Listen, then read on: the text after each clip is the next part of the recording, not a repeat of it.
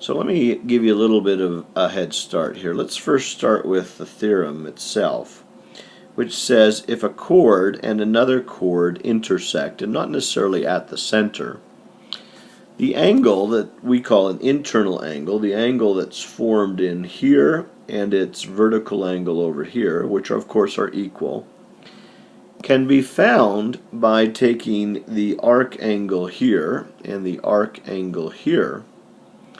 And if you add those two arcs together and divide by 2, in other words, take the average, if we call this angle 1, you would get the measure of angle 1.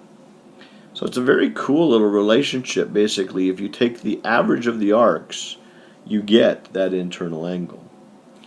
So what I would say to you in the first question, what's kind of different about it, is that angle 1 is not the one that you find initially.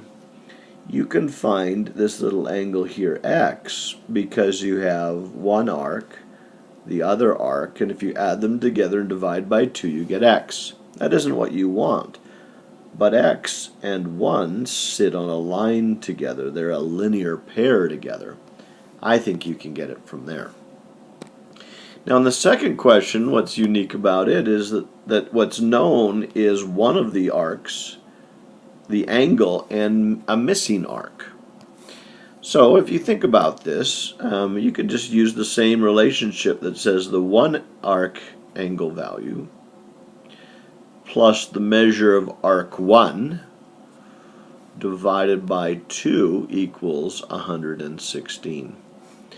Now, if you multiply both sides by 2, you get 128 plus the measure of arc 1 equals 232, because you multiplied both sides by 2. And with a little bit of basic math, you're going to come up with this guy right here. Now, some people who just understand the average a little bit say to themselves, well, if 116 is the middle, all right, it's the middle, what would this number be so that this is exactly the average or middle of the two arcs? You can just kind of think that out in your own head too. I think you could get a good sense of what that would be.